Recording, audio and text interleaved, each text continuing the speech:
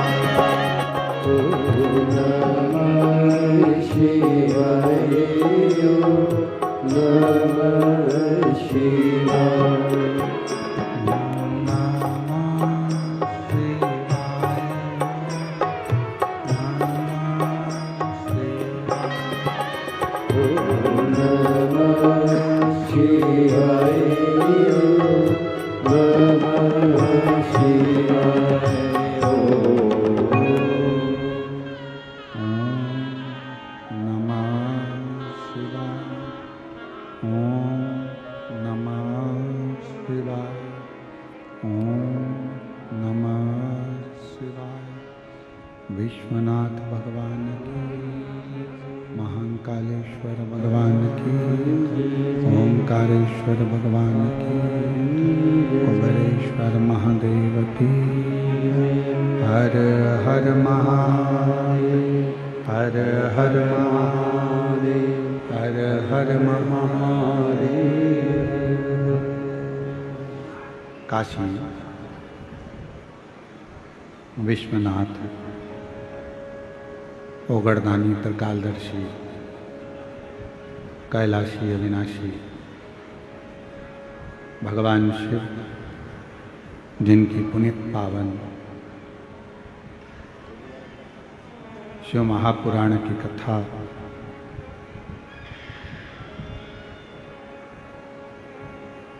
निकुंज जिला दुर्ग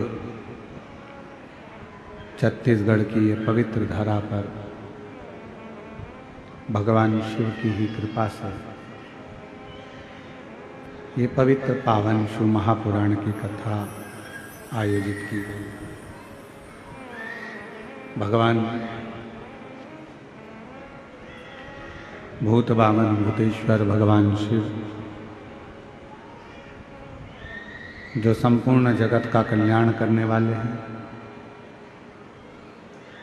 संपूर्ण जगत का उद्धार करने वाले हैं, ऐसे भगवान शंकर की ये अविरल कथा है। कथा के मुख्य यजमान सरयू प्रसाद जी देशमुख, श्रीमती टिकेश्वरी जी देशमुख, श्री रूपेश जी देशमुख, श्रीमती लीलावती देशमुख एवं समस्त महाकाल परिवार, निकुंज जिला दुर्ग छत्तीसगढ़।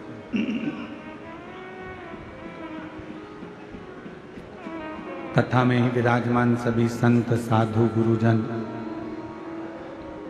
क्षेत्रीय विधायक महोदय एवं पूर्व गृह मंत्री जी एवं सभी शिव भक्त, एक बार यजमान परिवार के लिए, समस्त महाकाल परिवार के लिए जोरदार ताली लगाकर स्वागत, वंदन, अभिनंदन। और तेरी कृपा बिना ना हिले एक भी अणु, लेते श्वास तेरी कृपा से तनो तनो। बखान क्या करूं मैं राखों के ढेर का, चपटी भगोत में खजाना कुबेर का। हे गंगाधार मुक्ति द्वार ओमकार तू, भोले ओमकार तू। आयो शरण तेरा शंभो तार तार तू। ये शिव की उदारता है, भगवान शंकर की करुणा है, जो आप और हम 5 दिवसीय शिव महापुराण की कथा निकुंज जिला दुर्ग छत्तीसगढ़ से श्रवण कर रहे हैं। ये कथा शिवोहम शिव महापुराण की कथा, लाखों की संख्या में आप यहाँ पहुँचे हैं। शायद निकुंज क्षेत्र का ये इतना बड़ा भव्य शिव महापुराण का जो पंडाल है, ये छत्तीसगढ़ में पहली बार दर्शन करने को मिल रहा है।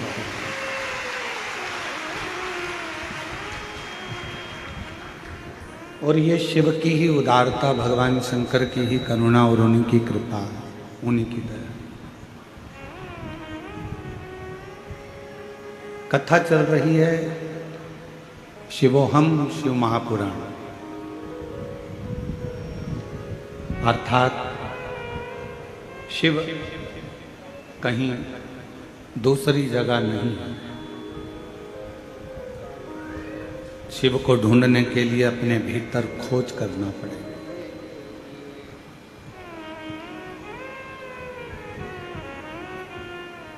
मंदिर, देवालय, शिवालय में भगवान शंकर तो केवल एक प्रतिबिंब के रूप में मिलेंगे, एक प्रतिबिंब। पर यदि आपको सही में अगर शंकर का दर्शन करना है तो अपने भीतर उसको खोजने का प्रयास करें।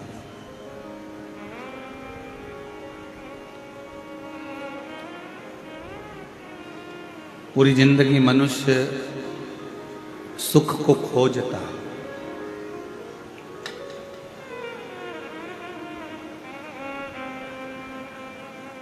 और पूरा जीवन जब वो सुख खोज खोज कर थक जाता है, तब आखिरी में एक हाथ थोड़ा सा ऊंचा रखो, एक थोड़ा सा ऊंचा, जब सुख खोजते खोजते वो थक जाता है, तब आखिरी में वो फिर प्राणों को त्याग देता है और मृत्यु की सैया पर सो जाता है।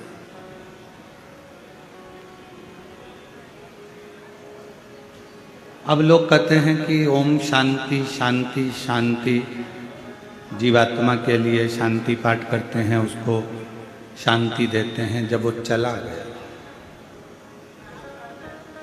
पर शिव महापुराण की कथा कहती है जैसे थोड़ी सी दवाई रोग को शांत कर देती है, थोड़ी सी दवाई शरीर के रोग को शांति देती है, उसी तरह शिव महापुराण की अगर 5 मिनट की भी कथा मिल जाए तो वह हमारे जीवन को शांति प्रदान करे।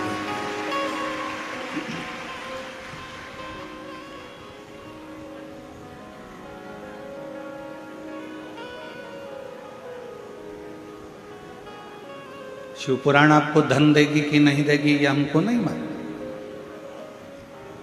शिव महापुराण आपको दौलत देगी कि नहीं देगी ये हमको नहीं मालूम। शिव महापुराण आपको संपदा देगी कि नहीं देगी ये हमें नहीं मालूम। शिव पुराण आपको करोड़पति बनाएगी कि नहीं बनाएगी ये हमको नहीं मालूम। पर इतना जरूर मालूम है कि शिव महापुराण सुनने वाले के अंदर इतना बल आ जाता है कि शंकर भगवान को उसको लक्ष्मी देना ही पड़ता है, संपदा देना ही पड़ता है।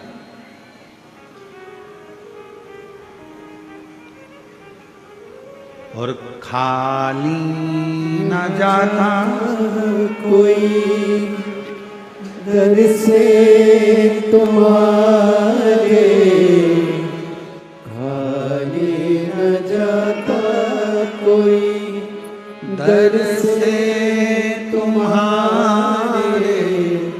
मैं भी खड़ी हूँ नंदी बागे पसारे, अपने हृदय से लगा लो, गिरा जा रहा उठा लो, भोले अपने दर से अब तो न टालो, गिरी जा रही हूँ उठा लो। शिव पुराण की कथा आप जितने सालों से सुन रहे हो, 1 साल 2 साल 5 साल 4 साल 3 साल, आपका पुराना समय निकाल कर देखो। और जब से आपने शंकर जी को 1 लोटा जल चढ़ाना प्रारंभ करा, शिव महापुराण की कथा सुनना प्रारंभ करी, उसके बाद का समय निकाल कर देखिए, आपको किसी के आगे हाथ फैलाने की जरूरत नहीं पड़ी। मेरे बाबा ने हाथ पकड़ा,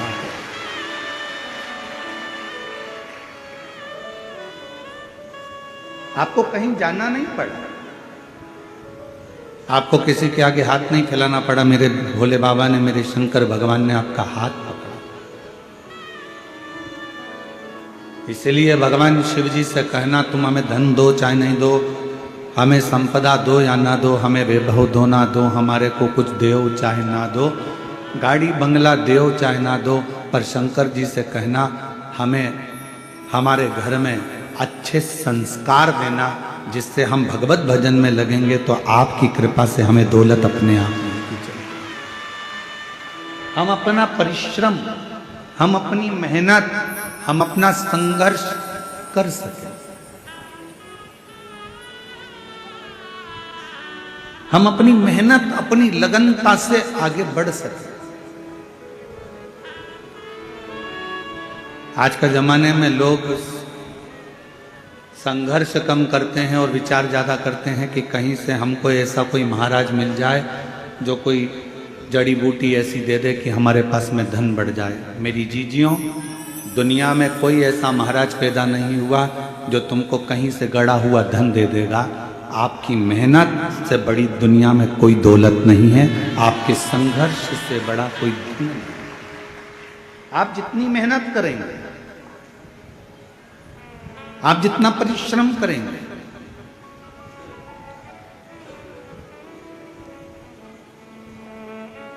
हम आपसे पूछें उत्तर देना, पार्किंग से कथा स्थल कितना मीटर की दूरी पर है? 500 मीटर या 1 किलोमीटर तो होगा। बोलो बोलो जम के, 500 मीटर तो होगा है? 1 किलोमीटर है। पार्किंग से कथा स्थल 1 किलोमीटर है और 1 किलोमीटर दूर आपकी गाड़ी छूट गई। उसके बाद चलना किसको है? जम के बोलो, आपको। कोई आपको पीठ पे बिठा कर ले जाएगा क्या? जम के बोलो, नहीं। चलना किसको है? आपको। बैग किसको उठाना है? आपको। चलकर जाना है आपको। गाड़ी 1 किलोमीटर दूर छूट गई।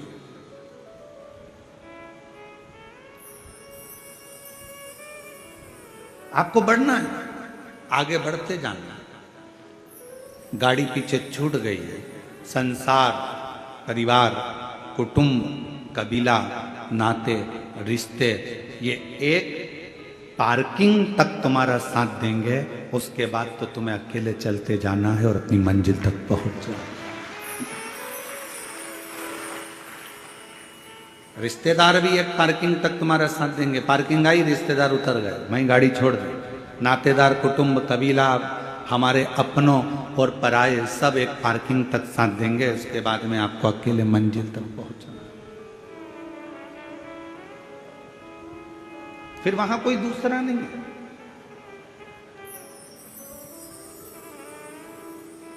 और अंत समय प्रभु आना पड़ेगा। छत्तीसगढ़ वालों आप भी बोलिए, अंत समय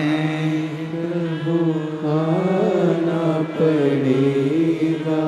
वचन दिया तो निभाना पड़ेगा।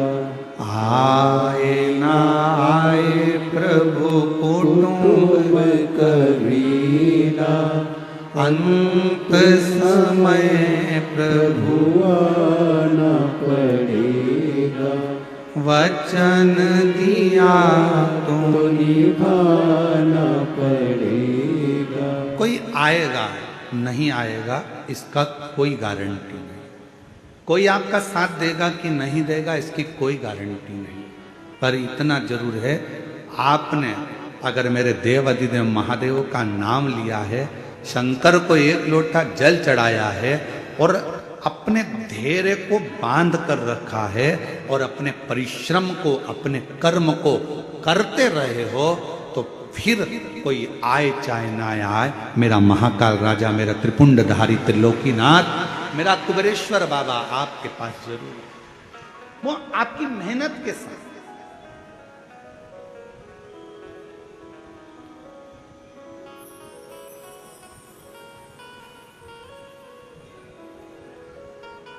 मेहनत करो ही ना और आखिरी में तुम कह दो कि भगवान तो मेरा साथ ही नहीं दे रहा। दुकान खोलो ही ना और कहो कि ग्राहकी नहीं आ रहा है। पशुपतिनाथ का व्रत कर रहे हो और कहते हो कि मेरा बाबा सुनता ही नहीं है। मैंने 5 बार व्रत कर लिया, 4 बार कर लिया। व्रत करना मूल नहीं है, दिल को लगाना मूल है।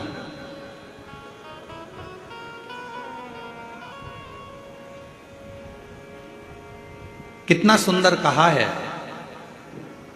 सोमवार का व्रत है, पशुपतिनाथ का व्रत है, 16 सोमवार का व्रत है, संकट सोमवार का व्रत है, प्रदोष का व्रत है, शिवरात्रि का व्रत है। उस दिन बेलपत्र को, जिस दिन आपका व्रत होता है, उस दिन बेलपत्र को नहीं तोड़ा जाता। कितना सुंदर वर्णन है, जरा सुनिएगा। शिव महापुराण का, लिंग पुराण का ये वर्णन, शिव पुराण का, स्कंद पुराण का ये वर्णन ध्यान रखना। जिस दिन आपका सोमवार का व्रत है, उस दिन बेलपत्र नहीं तोड़ा जाता।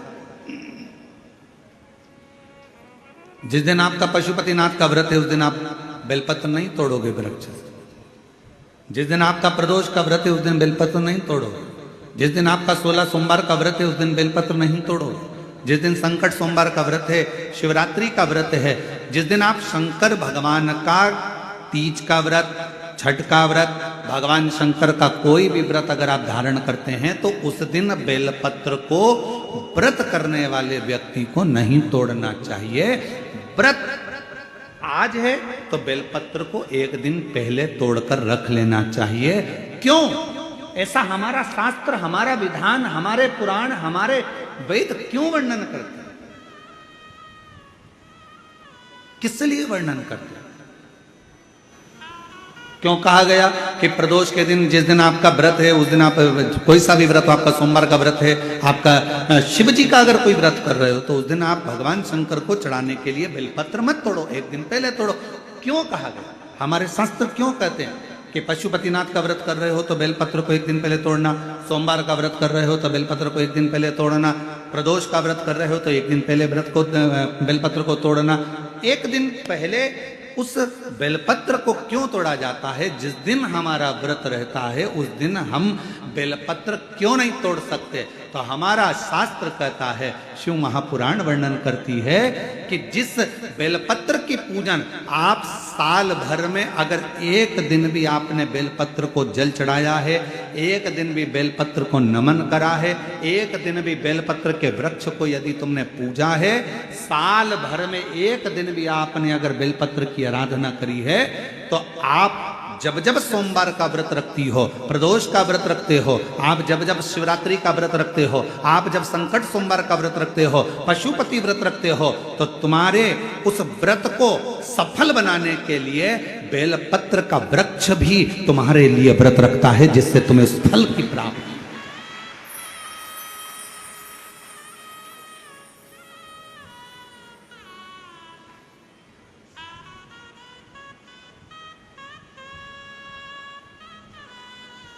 कथा सुनने आ रहे हो?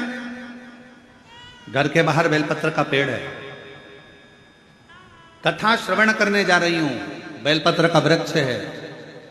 नहीं, आपको अगर कथा सुनने जा रहे हो तो बेलपत्र अगर चढ़ाना है तो एक दिन पहले आप बेलपत्र को उतारो। कथा सुनने के लिए जा रही हूं और बेलपत्र रास्ते में से तोड़ लिया, कथा में जाकर बैठ गई, बेलपत्र शिव पुराण को समर्पित कर दिया या कथा में समर्पित कर दिया, या विचार करा कि मेरा बेलपत्र व्यासपीठ तक जाएगा, झोली में डाल दिया।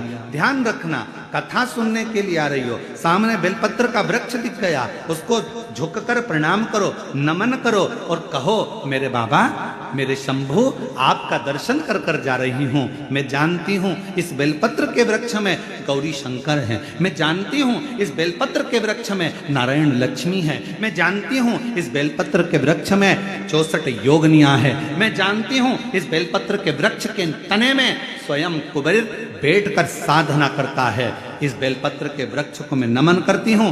बाबा, आपसे प्रार्थना करती हूँ कि मैं कथा सुनने के लिए जा रही हूँ, जब मैं कथा सुनकर वापिस आऊं ना, हे बेलपत्र महारानी, हे बेलपत्र के वृक्ष, हे शंकर, ऐसी कृपा करना कि मेरी खाली झोली को भंडार से भर देना, उसको नमन करो। और हम क्या करते हैं? कथा सुनने जा रहे हैं तो बेलपत्र का वृक्ष अपने आंगन में है या बेलपत्र का वृक्ष रास्ते में पड़ गया, 4-6 बेलपत्र तोड़ लिए, कथा में जाकर बैठ गए, कथा सुन ली, बाद में बेलपत्र समर्पित कर, ना ना ना ना, आते समय बेलपत्र को नमन करते हुए,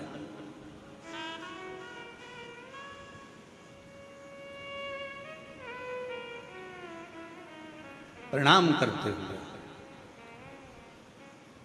विनय करते हुए, और मैंने तेरे ही भरोसे बाबा, तेरे ही भरोसे हवा बिच उड़ती जाऊंगी, बाबा डोर हर तो छड़ी में कटी जाऊंगी, बोले मैं तेरी पतंग, शंभू मैं तेरी पतंग, हवा बिच उड़ती जाऊंगी, बाबा डोर हटो छड़ी नाम कटी जागी। भोले मैं तेरी आप उसको नमन करिए। कई लोग कहते हैं गुरुजी हमने पशुपतिनाथ का व्रत किया, हमने 16 सोमवार करे, हमने सोमवार का व्रत करा, हमने प्रदोष करी, हमने बाबा की सोमवारी का व्रत करा, मेरा बाबा मेरा सुनता क्यों नहीं है? हम गलती कर दिए। हम जिस दिन हमारा व्रत था उस दिन हमने बेलपत्र को तोड़ लिया, उतार लिया, हम भूल गए।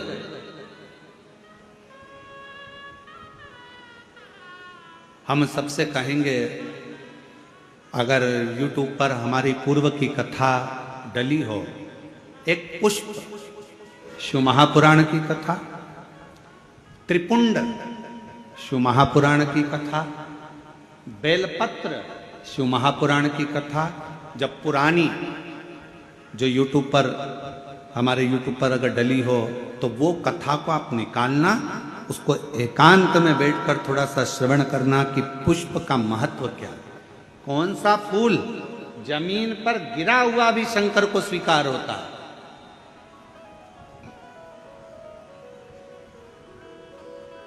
कौन सा पुष्प शिव को किस स्थान पर चढ़ाया जाए।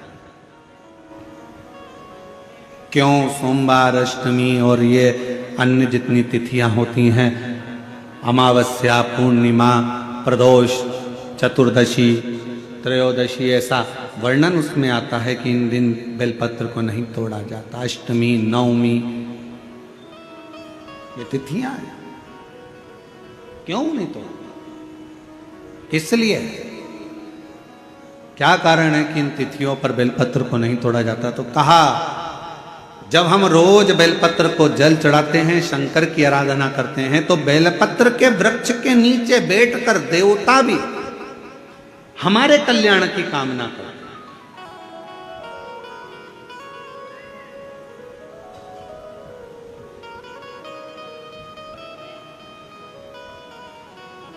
कितनी बड़ी बात लिखी है। लिंग पुराण को उठाकर अगर आप पढ़ेंगे तो उसमें लिखा है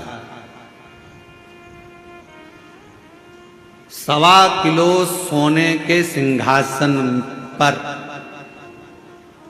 कितने किलो? जम जम के बोलो जरा, आवाज नहीं आई। 1.25 किलो सोने के सिंहासन पर मखमल का गद्दा बिछाकर एक शालिग्राम भगवान की मूर्ति, शालिग्राम भगवान की शिला रखकर उस पर सोने का छत्र 0.5 किलो का लगाकर हीरों और पन्नों से शालिग्राम भगवान का श्रृंगार कर कर किसी को दान करने का फल मात्र एक बेलपत्र शंकर के मंदिर में चढ़ाने से प्राप्त हो जाता है।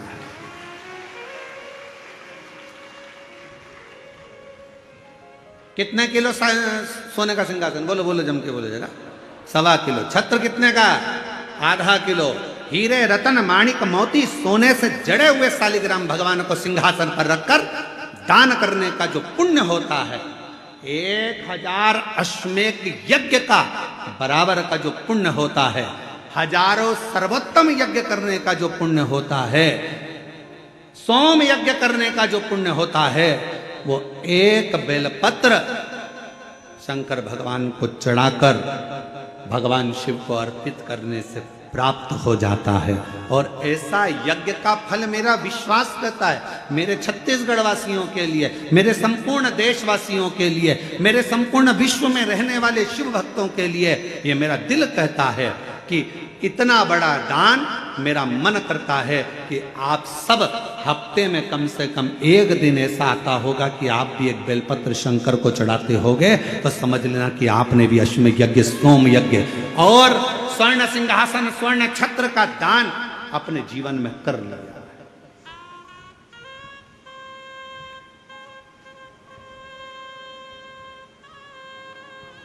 3 वचन भगवान शिव ने पार्वती जी को दिए हैं, सावधानी से सुनिएगा उन वचनों को।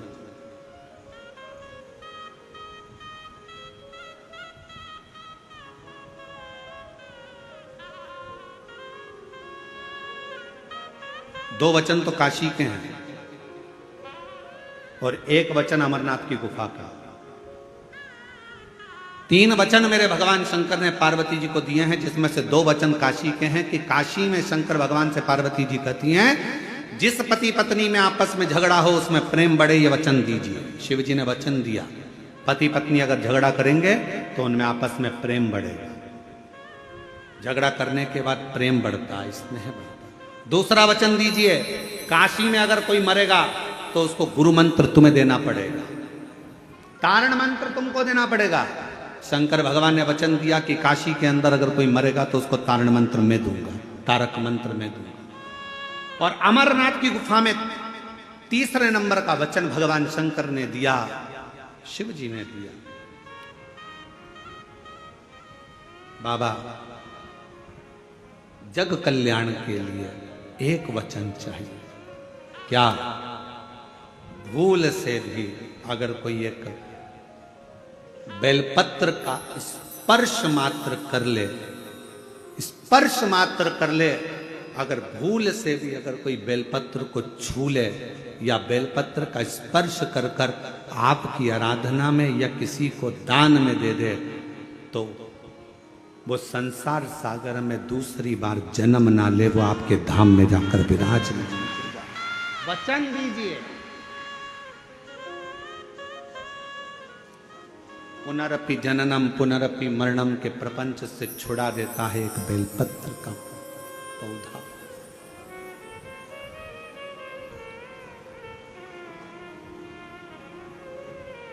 शिव जी के मस्तक पर कितनी रेखाएं रहती हैं त्रिपुंड में? आवाज दो, आवाज नहीं आई। 3 रेखा मेरे भगवान शंकर के मस्तक पर है। उन 3 रेखाओं में एक रेखा में 9 देवता विराजमान।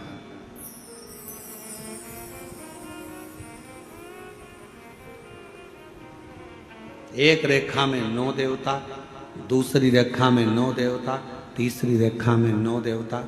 ऐसे शिव जी की त्रिपुंड रेखाओं में 27 देवताओं का वास।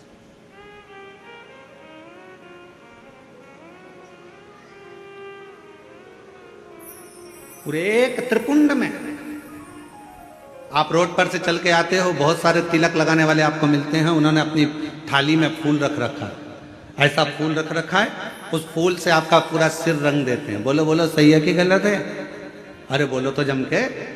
ऐसा सिर रंग देते हैं और आप उनसे कुछ कहती भी नहीं हो। आपको कहना चाहिए ये सिर रंगने से कुछ नहीं होगा। अगर कुछ करना है तो अपने हाथ की 3 उंगलियां लीजिए और त्रिपुंड खींचिए। कम से कम 27 देवता मेरे मस्तक पर रहना चाहिए।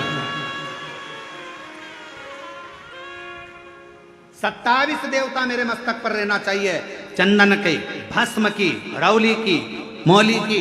अगर आप किसी भी भस्म का, चंदन का मस्तक पर अगर आप अष्टगंध का भी अगर त्रिपुंड लगा रहे हो तो आपके मस्तक पर 27 देवता त्रिपुंड की 3 लाइन खींचते से ही विराजमान हो जाते हैं। तिलक लगाने वाले फूल रख लिया, फूल से पूरा माथा रंग दिया, रंगने के बाद कह दिया चलो दक्षिणा दो जाओ। उस समय पर आपको कहना चाहिए मैं कथा में आई हूं, शिव की कथा है, मेरे मस्तक पर त्रिपुंड लगा। त्रिपुंड से मतलब है कि 27 देवता, जब तक मेरे मस्तक पर त्रिपुंड रहेगा 27 देवता मेरे साथ में हर पल हर घड़ी रहेंगे, हर क्षण। पर हम नहीं बोल पाते। उन्होंने लिया फूल से रंग दिया, नहीं नहीं नहीं, हमको त्रिपुंड लगाइए, हमारे मस्तक पर त्रिपुंड होना चाहिए।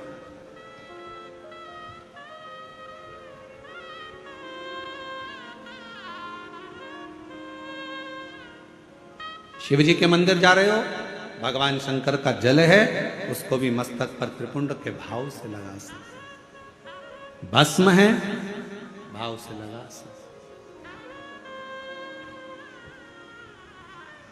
और यदि कुछ भी ना लगा सको तो फिर एक काम करो, शंकर के मंदिर में जब जाओ, झुककर जब प्रणाम करो तो अपना मस्तक शिव के चरणों में झुककर प्रणाम करोगे तो जो शिव भक्त आएंगे उनके चरण की रज आपके जब मस्तक पर लगेगी तो आपका कल्याण कर देगी, आपका उद्धार कर देगी,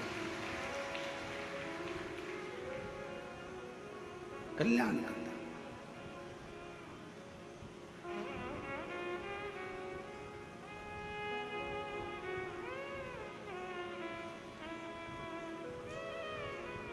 कहते हैं कि 27 देवता जो त्रिपुंड में विराजमान है वो शंकर से मिलाने का कार्य करते हैं, शिव से मिलाने का।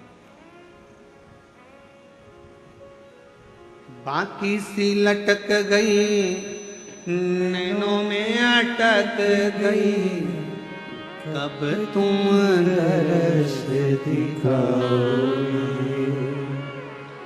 बाकी सी लटक गई नैनों में अटक गई, कब तुम दर्श दिखाओगे।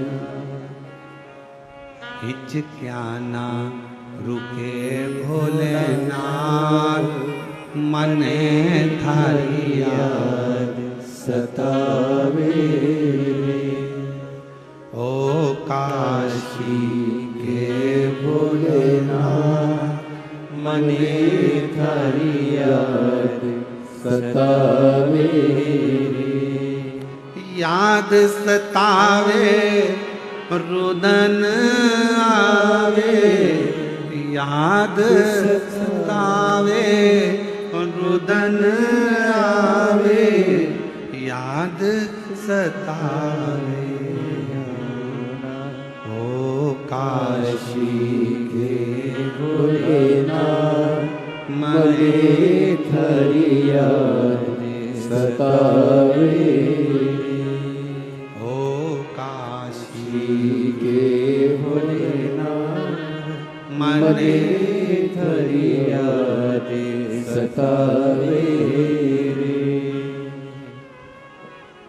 हिचक्याना रोके भोलेनाथ, हिचक्याना रोके भोलेनाथ, मने थारी याद सतावे। ओ काशी के भोलेनाथ, मने थारी याद सतावे। आप उसको जब मस्तक पर त्रिपुंड में 3 रेखाओं में जब 27 देवता विराजमान हो जाते हैं तो वो शिव से मिलाने का कार्य करते हैं। शिव से कितना सुंदर एक व्याख्यान आया ब्रह्मा जी का। ब्रह्मा जी जब झूठ बोल दिए और झूठ बोले तो भगवान शंकर को क्रोध आ गया।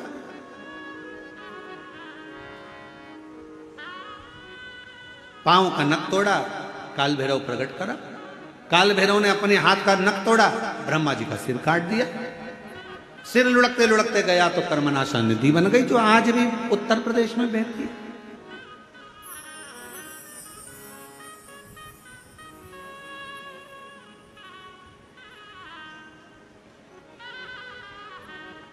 निवेदन करा भगवान विष्णु ने भगवान शिव जी से, बाबा ब्रह्मा जी का सिर कटा है, ये कटा हुआ सिर ना जाने कहां जाएगा, आप कृपा कर कर इसको बट वृक्ष बना दीजिए।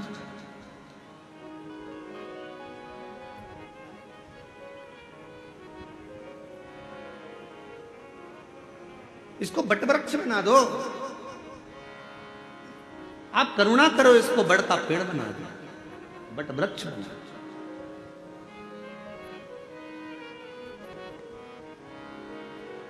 शिव जी ने भगवान नारायण की बात सुनकर ब्रह्मा जी के कटे हुए सिर को बड़ का पेड़ बना दिया। शंकर भगवान उसी बड़ के पेड़ के नीचे विराजमान हो गए। शिव जी का नाम बटकेश्वर महादेव। बटकेश्वर महादेव एक नाम शंकर जी का ऐसा है जो व्यक्ति के कर्जे को समाप्त करता है। कर्जा करने के बाद व्यक्ति सोचता है मेरा कर्जा नहीं चूक रहा, बहुत ज्यादा टेंशन में चलता है। पैसा अगर कर्जा तुमने लिया है तो चुकाओगे भी तुम, तो फिर टेंशन करने की जरूरत क्या है। ज्यादा कर्जा हो गया महाराज, अब क्या करें। पति और पत्नी इतने डिप्रेशन में पहुंच गए कि आखिरी में अपने शरीर को ही त्याग दिया, मरने की तैयारी कर ली। ना ना ना, शिव महापुराण की कथा कहती है कर्जा तुमने करा है, कर्जा तुमने लिया है, चुकाओगे भी तुम, घबराना नहीं। कर्जा ज्यादा हो जाए तो बड़ के पेड़ के नीचे श्री शिवाय नमस्तुभ्यम का जाप करिए। बट वृक्ष के नीचे अगर कोई शंकर का शिवलिंग है उसका पूजन करिए। बट वृक्ष के नीचे कोई भगवान शंकर का अंश अवतार श्री हनुमान जी महाराज भी अगर किसी बट वृक्ष के नीचे विराजमान है उसका स्मरण करिए। शंकर का ही अंश स्वरूप आद्य शक्ति दुर्गा भवानी भी अगर बट वृक्ष के नीचे आद्य शक्ति भी बैठी हुई है तो उसका भी स्मरण करिए। बट वृक्ष के नीचे कोई देवता अगर विराजमान है उसका पूजन करिए, उसकी आराधना करिए, उसकी अर्चना करिए, उसका फल आपको मिलेगा, कर्जे से मुक्ति होगी। आप यह ना सोचिए कि शंकर जी तो है ही नहीं, बढ़ के नीचे हनुमान जी मिल गए, हनुमान जी का स्मरण कर लो। देवी जी मिल गई, देवी जी का स्मरण कर लो। शिव जी मिल गए, शिव जी का। सब एक। शिव महापुराण की कथा किसी देवता को तोड़ना नहीं बताती कि राम अलग है, कि कृष्ण अलग है, कि शंकर अलग है, कि देवी अलग है, कि देवता अलग है। शिव महापुराण की कथा कहती है सब में शिवोहम शिवोहम शिवोहम, सब में शिव समाया है। कथा वाचने वाला भी शिवमय और कथा सुनने वाला भी शिवमय होता है, कथा करवाने वाला भी शिवमय होता है। कहीं शिव से परे कुछ भी नहीं।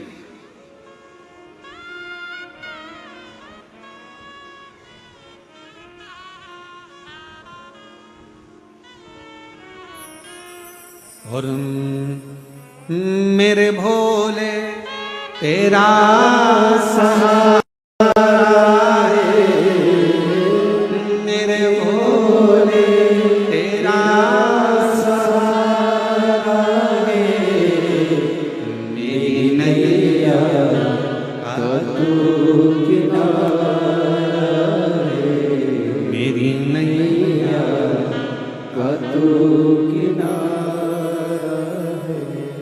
मेरे बाबा तुझे पुकारा है, मेरे बाबा तुझे पुकारा है, मेरी नैया का तू किनारा है। थोड़ा संघर्ष हो सकता है, थोड़ा कर्जा लिया है तो थोड़ा टेंशन हो सकता है, पर टेंशन बहुत बहुत स्मरण रखिए। बादल टूटता है तो पानी बनता। बोलो सही है कि गलत है? बादल टूटता है पानी बनता है। पृथ्वी पर मिट्टी टूटती है, अगर मिट्टी टूटती है तो अन्न बनता है। खेत को तैयार करने के लिए मिट्टी को तोड़ना पड़ता है।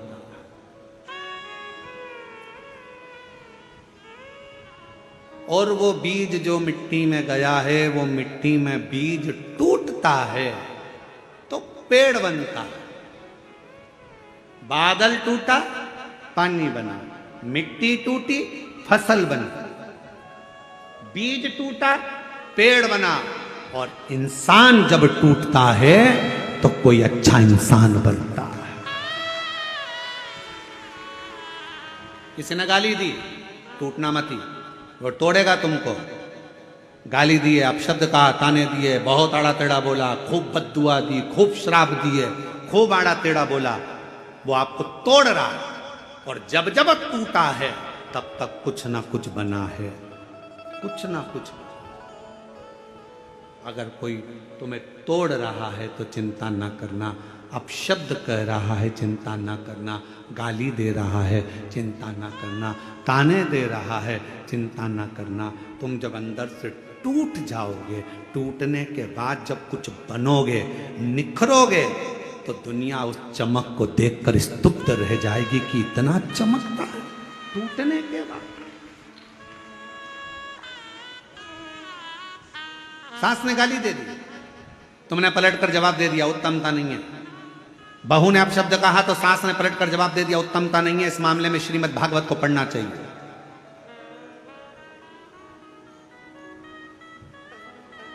किस किसने सुनी है श्रीमद् भागवत कथा? जरा हाथ उठाओ।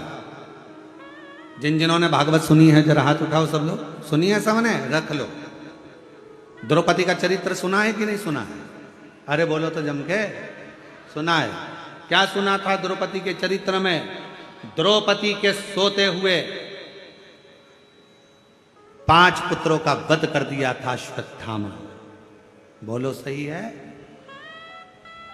द्रौपदी के सोते हुए 5 पुत्रों का वध कर दिया। मालूम पड़ा अश्वत्थामा ने मेरे पुत्र को मारा है। रो पड़ी, चीख पड़ी द्रौपदी, आवाज लगा रही है, स्वामी स्वामी स्वामी। पति द्वारकाधीश के चरणों में चरण दबा रहे थे। आवाज पहुंच गई द्वारकानाथ के पास में। द्वारकानाथ ने कहा, अरे भीम भाग कर जा, अर्जुन जल्दी भाग कर जा, द्रौपदी चिल्ला रही है। भीम ने कहा, अर्जुन ने कहा कि हम आपका चरण सेवा छोड़ दें? हाँ हाँ जाओ, जल्दी से जाकर देखो क्यों रो रही है, क्यों चिल्ला रही है। जाकर सूचना मिली कि द्रौपदी के रोने का कारण इतना था कि द्रौपदी के 5 पुत्र जो सो रहे थे पलंग पर, उसको अश्वत्थामा ने काट दिया, शीश काट दिए, मार दिया। भीम अर्जुन ने कहा, क्या हुआ द्रौपदी? मेरे पुत्रों को मारा गया है। भीम अर्जुन दौड़ कर गए, अश्वत्थामा को पकड़ कर लेकर आए, द्रौपदी के सामने लाकर खड़ा कर दिया, हाथ में तलवार दे दी द्रौपदी के। ले द्रौपदी तलवार, इसने तेरे 5 पुत्रों को मारा है तो इसका शीश काट।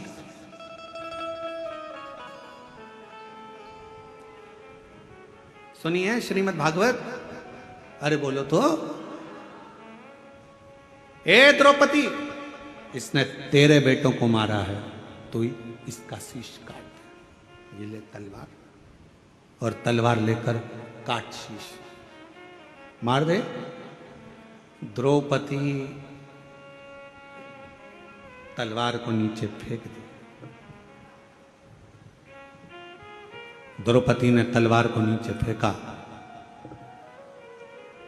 और तलवार को नीचे फेंक कर द्रौपदी ने भीम से कहा, क्या कह रहे हो? अश्वत्थामा को मार दूं? हाँ, ये मेरे गुरु का पुत्र है। तो क्या हुआ?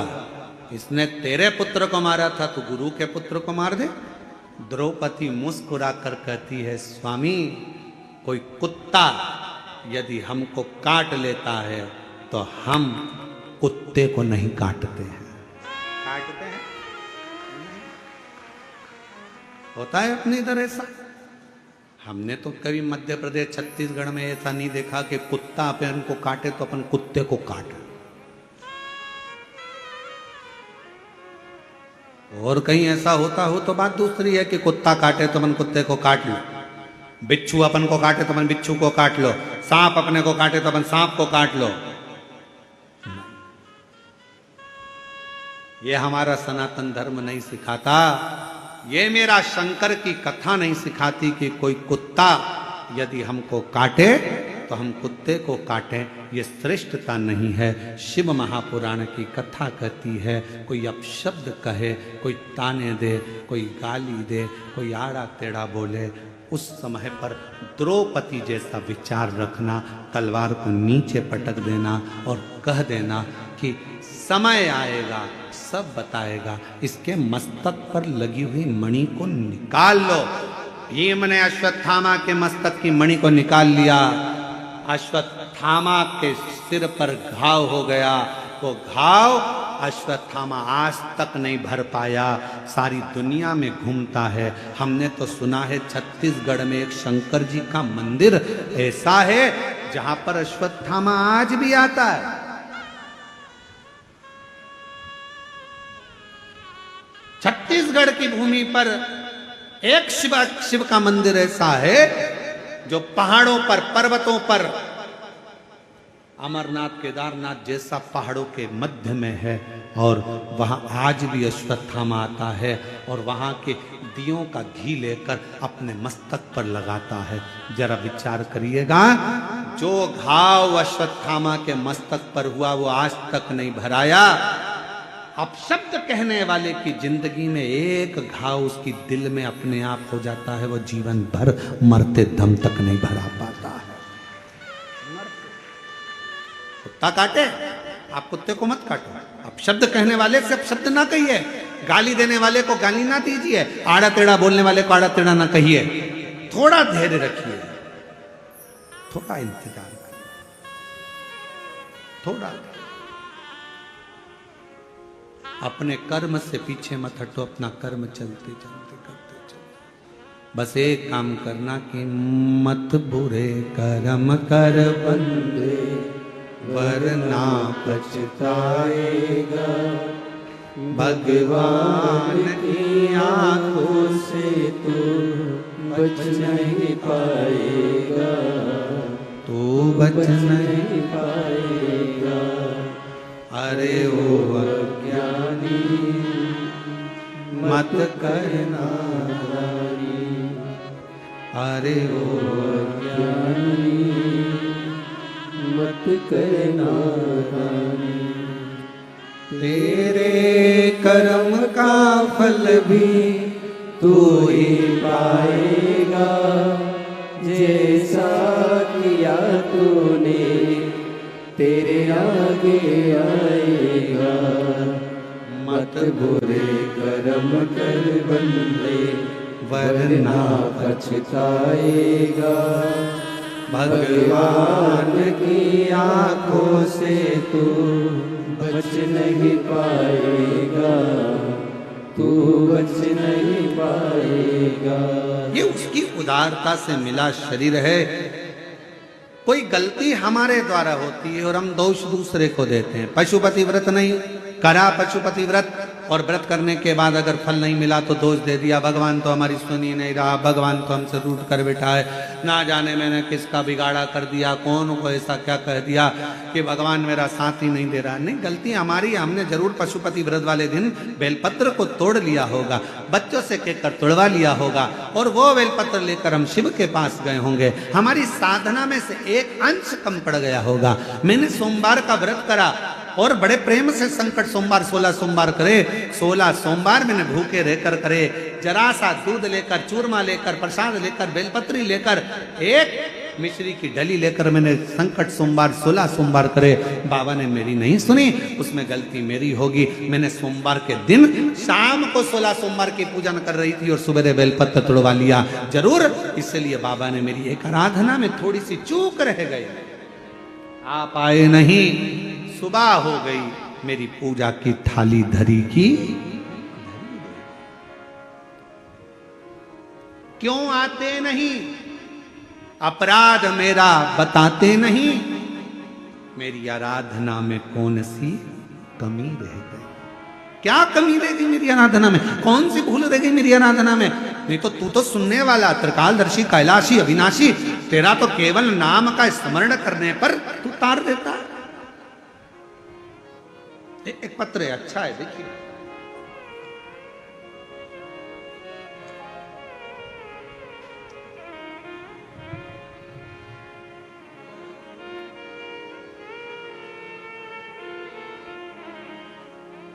श्रीमती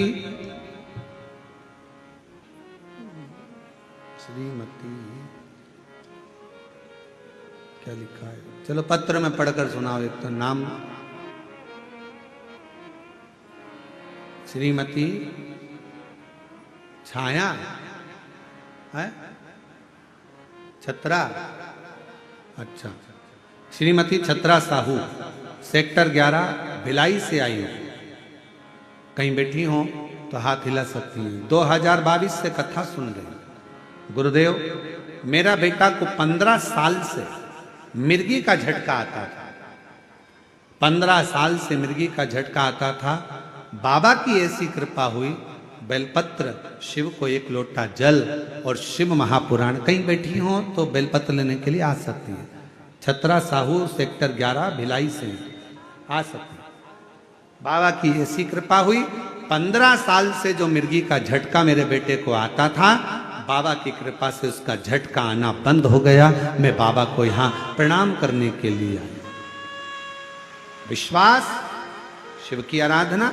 एक पत्र और अच्छा है, देखिए।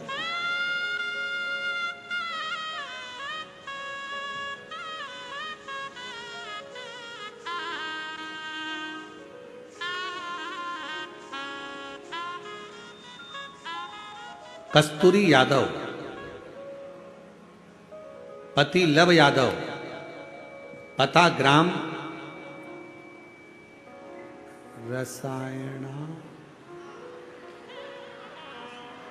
है, रसायन,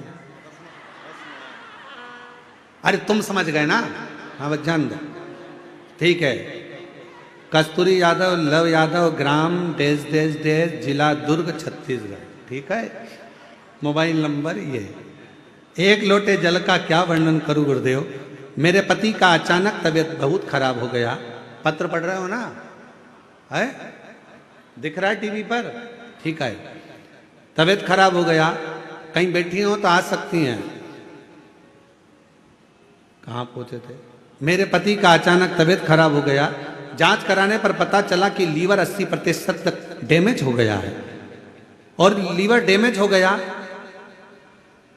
जिसमें खर्च लाखों का बताया गया। परेशान हो गए, अब करें तो क्या करें। फिर हमने कथा सुनना, रुद्राक्ष का जल, रुद्राक्ष लेकर आए, उस रुद्राक्ष का जल तांबे के कलश में रखकर शिव जी को चढ़ाते और पति को देना प्रारंभ करा। मैं बाबा को धन्यवाद देने के लिए आई हूं गुरुदेव। हमें नहीं पता कि रुद्राक्ष का जल में ऐसा क्या है, पर एक बात कहती हूं गुरुदेव, रुद्राक्ष का जल में ऐसा क्या है गुरुदेव, जो दवाई भी एक तरफ, और रुद्राक्ष के जल ने मेरे पति का लीवर ठीक कर दिया। 80% लीवर खराब था जो ठीक हो गया। कहीं बैठे हो तो आ सकते हैं। तीसरा पत्र, मैं खिलेश्वरी साहू, पति श्री कमलेश साहू, ग्राम संबलपुर, जिला राजनंदगांव, छत्तीसगढ़ से हूँ। गुरुजी, मेरी शादी को 11 वर्ष हो गए थे, कोई संतान का सुख नहीं था। इलाज करवाया डॉक्टरों का, वेदों का, सभी को, किंतु किसी प्रकार से हमारी परेशानी कम नहीं हुई। और हम लोग बच्चा गोद लेने हेतु प्रयास किया, उसमें भी 3-4 साल का समय लगेगा बोले। ऐसी बीच मेरी भाभी ने आपकी कथा टीवी पर सुनने का बोला और उपाय करने का कहा। मैंने भी कथा रायपुर गुड़ियारी में जाकर सुनी और 5 दिन कथा सुनकर बाबा से विनती करी, और बाबा की ऐसी कृपा हुई कि बाबा ने करुणा कर दी। और 16 अगस्त 2023 को मेरे घर में 11 साल के बाद संतान की प्राप्ति हो गई। मैं बाबा को यहाँ प्रणाम करने के लिए आई हूँ। अगर कहीं बैठे हो तो आ सकते हैं। और तेरी कृपा का भरोसा कब किस पर हो जाए, जरा सी हम पर कर दो, ओ जरा सी हम पर कर दो। जिस पर भी हो गई तेरी करुणा कृपा, वो भव पार हुआ, भव पार हुआ। पापी हो चाहे जितना, उसका भी बाबा उद्धार हुआ, उद्धार हुआ।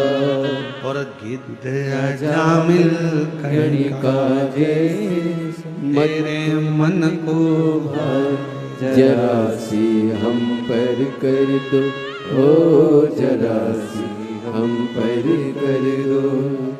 तेरी कृपा का क्या है भरोसा, कब किस पर हो जाए, जरा सी हम पर कर दो, ओ जरा सी हम पर कर दो। आप शिव को भजो। कर्जा हो गया गुरुजी, कर्जा हो गया गुरुजी, बहुत तकलीफ है गुरुजी, बहुत तकलीफ है गुरुजी, बहुत तकलीफ है, बहुत कष्ट है, बहुत परेशानी है, बहुत तकलीफ है, बहुत तकलीफ है। बोलने से कुछ नहीं होगा। मेहनत करना पड़ेगी, परिश्रम करना पड़ेगा, संघर्ष करना पड़ेगा, और बाबा के धाम में जाकर, बाबा के मंदिर में जाकर एक लोटा जल बट वृक्ष की छांव में कहीं मेरा शंकर बैठा मिल जाए तो उसका गुणगान करें। स्मरण।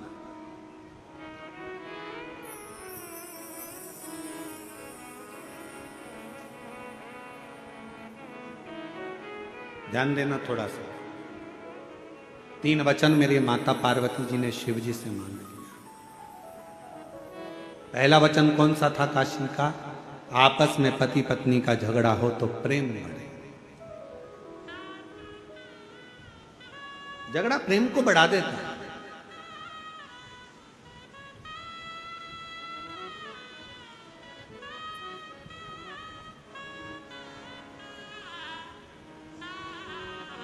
इसलिए हम कई बार माताओं से कहते हैं कितना भी झगड़ा हो जाए तो लड़के मायके मत जाओ।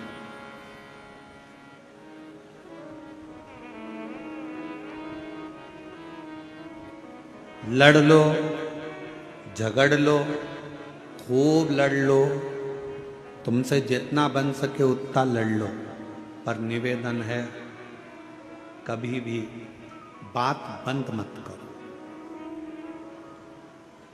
लड़ाई कितनी भी हो जाए पर बात बंद नहीं करना, क्योंकि बात चालू रहती है तो एक ना एक दिन लड़ाई का भी एंड हो ही जाता है, लड़ाई समाप्त हो ही। बात बंद ना करना। आज के बाद मैं तुम्हारा मुंह नहीं देखूंगी। चली गई मायके। मायके जाते से दिमाग इतना डिस्टर्ब हो गया, मम्मी ने कहा चाय पी ले, नहीं पी।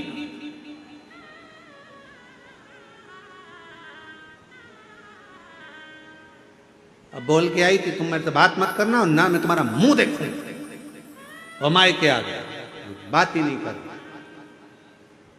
अब माँ कहे रोटी खा ले, मेरा मन अच्छा नहीं कर रहा। 2-3 दिन निकले।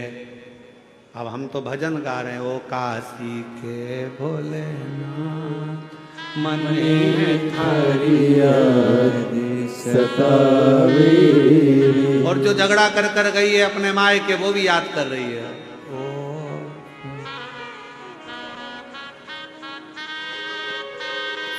ओ निकुंभ के भोलेनाथ तने थारी लुगाई बोलाती। वो भी रो रही, वो भी आंख से आंसू आ रही है। मेरा पति मुझे फोन नहीं लगा रहा, याद नहीं कर रहा, तू बोल कर आई थी, तुम्हारा मुंह नहीं देखू, अब तुमसे बात नहीं करना।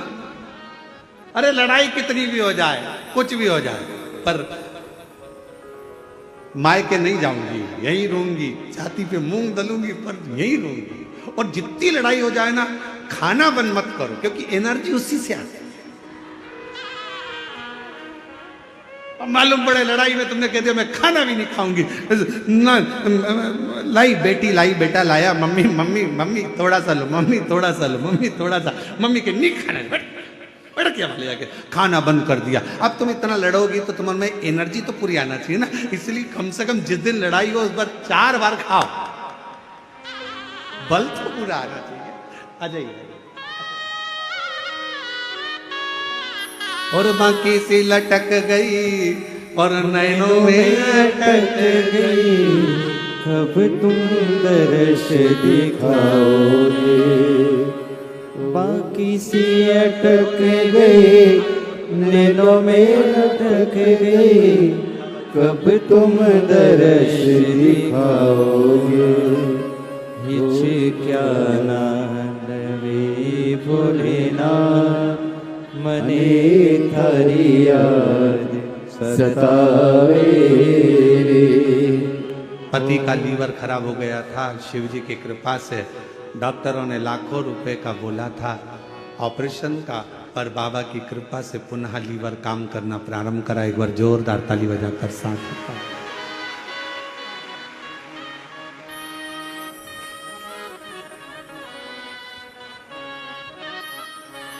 आदर्श दिखा रे भोलेनाथ, तुझे तेरे याद बुलावे।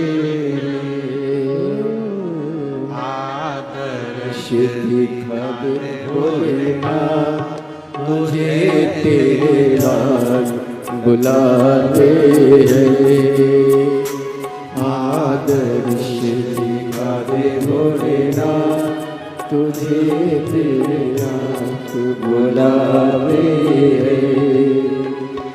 तुझे रो रो पुकारे मेरे नाथ, तुझे रो रो पुकारे मेरे नाथ, तुझे तेरे दास बुलाते हैं।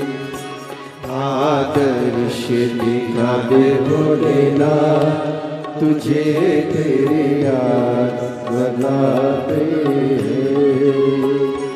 आदर्श दिखा दे भोलेनाथ, तुझे तेरे याद बतावे। तुझे रो रो पुकारे भोलेनाथ, तुझे रो रो पुकारे भोलेनाथ, ओ तुझे रो रो पुकारे भोलेनाथ, तुझे तेरे दास बुलावे। आदर्श दिखा दे भोलेनाथ, तुझे तेरे नाम बुलाते हैं। आदर्श दिखा दे भोलेनाथ, तुझे तेरे भक्त बुलाते हैं।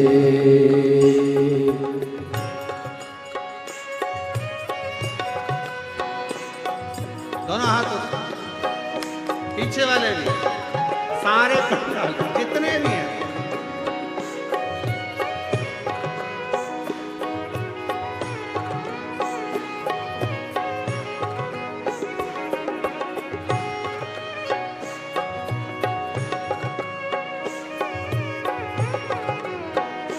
जय हो।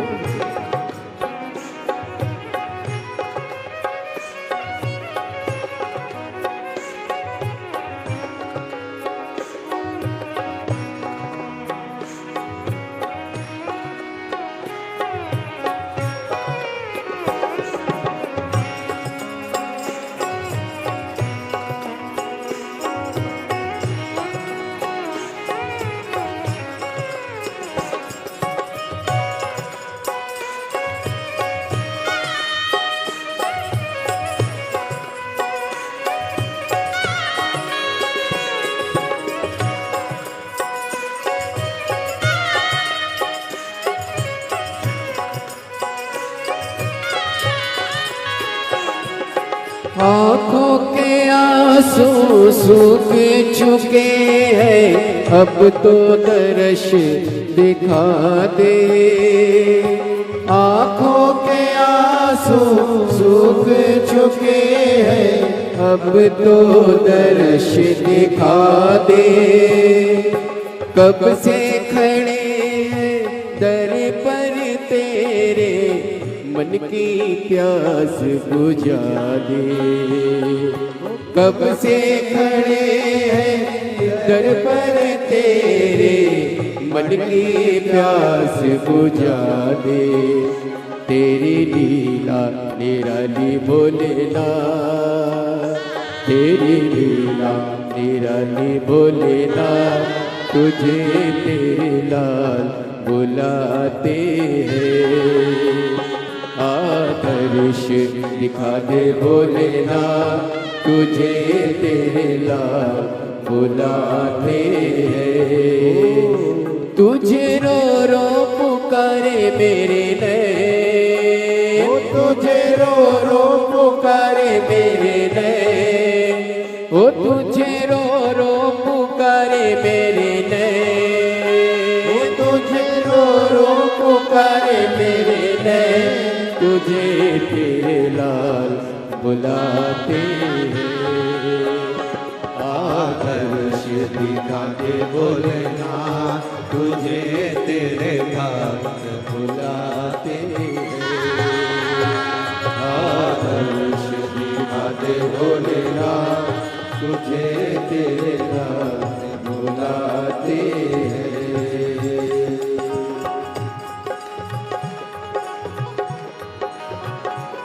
शंभो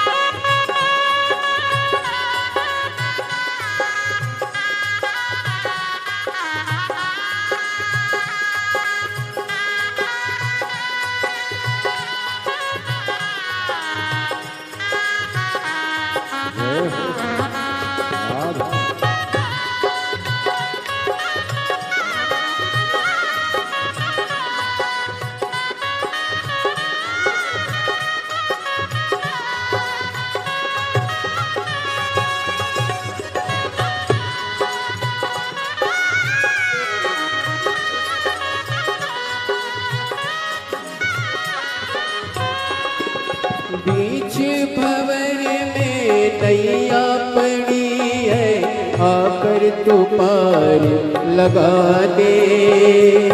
बीच भंवर में नैया पड़ी है, आकर तू पार लगा दे। तेरे सिवा मेरा कोई नहीं है, आकर गले से लगा ले। तेरे सिवा मेरा कोई नहीं है, आकर गले से लगा ले। क्यों मेरे लगाते हो लेना, क्यों मेरे लगाते हो लेना, तुझे बुलाते हैं। आदर्श दिखा दे बोलेना, तुझे तेरे नाम बुलावे। आदर्श दिखा दे भोलेना, तुझे तेरे नाम बुलावे। तुझे रो रो पुकारे मेरे नैन, तुझे रो रो पुकारे मेरे नैन, तुझे रो रो पुकारे मेरे नैन, मुझे रो रो पुकारे मेरे नैन, तुझे तेरे नाम बुलाते हैं। आदर्श दिखाते बोलेना, तुझे तेरे नाम बुलाते हैं। आदर्श दिखाते बोलेना, तुझे तेरे नाम बुलाते हैं। आदर्श दिखा दे बोलेना, तुझे तेरे नाम बुलाते हैं। आदर्श दिखा दे बोलेना, तुझे तेरे नाम बुलाते हैं। तुझे रो रो पुकारे मेरे नैन, तुझे रो रो पुकारे मेरे नैन, तुझे रो रो पुकारे मेरे नैन, तुझे रो रो पुकारे मेरे नैन, तुझे तेरे हाथ बुलाते हैं। आदर्श दिखा दे बोलेना, तुझे तेरे नाम बुलावे। आदर्श दिखा दे बोलेना, तुझे तेरे नाम बुलावे। आदर्श दिखा दे बोलेना, तुझे तेरे नाम बुलावे। महादेव अपने स्थान पर बैठकर भगवान शिव जी से अपने मन का भाव दिल से प्रार्थना करिए, हृदय से बाबा को विनय करिए, निवेदन करिए। बाकी सी लटक गई नैनों में अटक गई, कब तुम दर्श दिखाओ। बाकी सी अटक गई, नैनों में अटक गई, कब तुम दर्श दिखाओ। हो काशी के भोलेनाथ, मने हरिया सतावे। हो काशी के भोलेनाथ, मने हरिया सतावे। भगवान शिव से विनय करिए, निवेदन करिए, प्रार्थना करिए, विनय करो। जहाँ जगह मिले वहाँ बैठकर विनती करो, निवेदन करो, बाबा से अपने मन का भाव। सभी लोग साथ में बाबा से विनय करें, साथ में बोलें।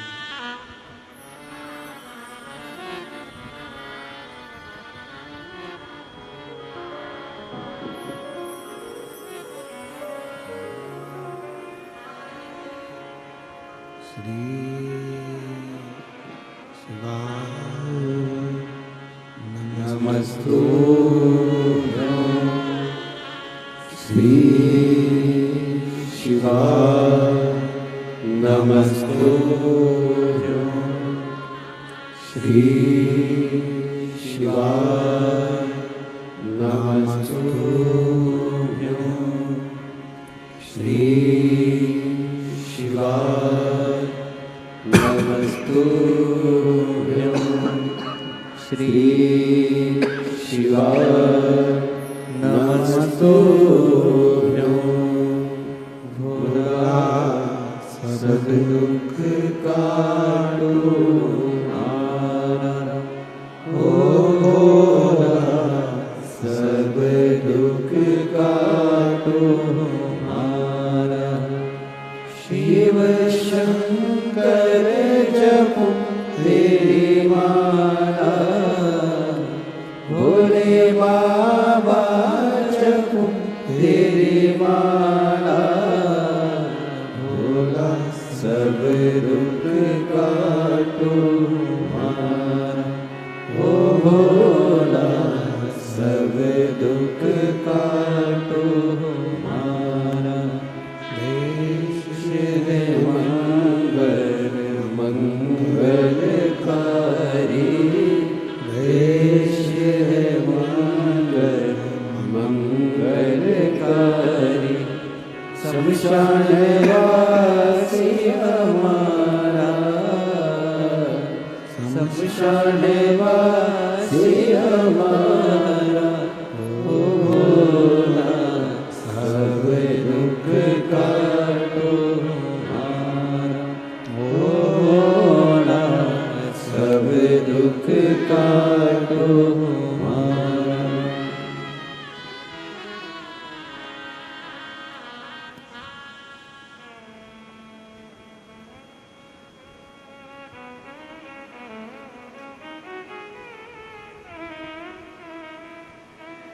बाबा देवादिदेव महादेव भगवान श्री गोवर्धन त्रिकालदर्शी कैलाशी अविनाशी भगवान शिव की कथा कह रही है। भगवान शंकर का चरित्र वर्णन कर रहा है, शिव तत्व कह रहा है। भगवान शंकर का पवित्र चरित्र वर्णन कर रहा है।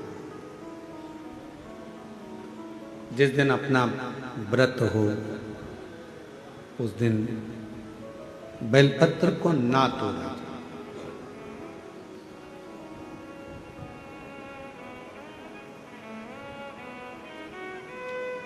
ब्रह्मा जी का सिर कटा,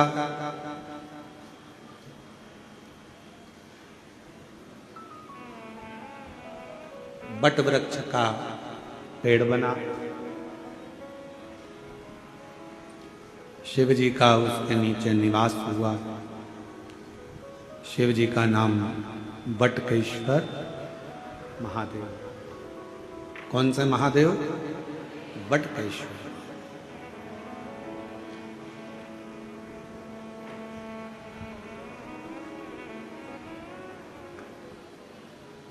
यदि कर्जा हो भी जाए तो बड़ के पेड़ के नीचे बैठकर भगवान शिव का स्मरण मात्र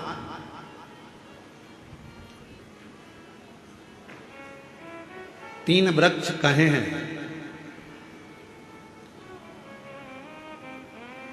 एक बेलपत्र का वृक्ष, एक पीपल का वृक्ष, एक बड़ वृक्ष। आ जाइए।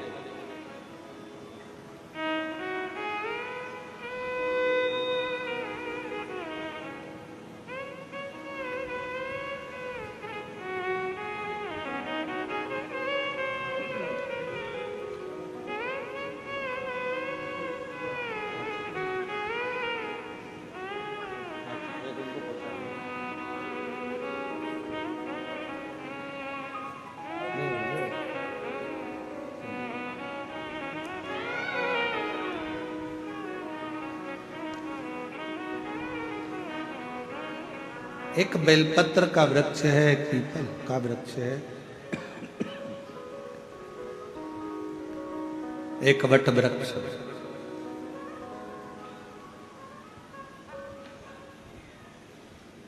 यदि मान लो अगर कोई संपदा की कमी हो भी जाती है, कर्जा बहुत मात्रा में बढ़ भी जाता है, तो इन तीन वृक्ष के नीचे बैठकर शिव की आराधना करने से और अपनी मेहनत को 4 गुना बढ़ाकर करने से, परिश्रम करने से धन की मात्रा बढ़ना प्रारंभ हो जाती है, संपदा बढ़ना प्रारंभ हो जाती है।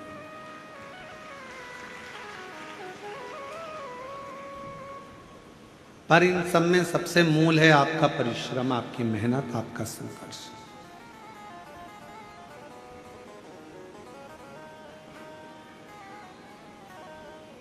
अपना कर्म।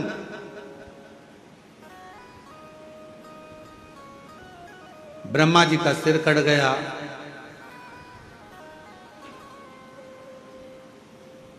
एक शीश चला गया,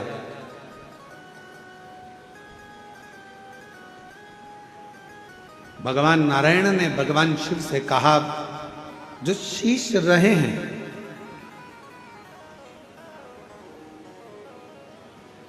चार शीश जो रह गए हैं, वो 4 शीश कभी जिंदगी में कोई उसे काट ना पाए, उसके लिए ब्रह्मदेव को क्या करना चाहिए?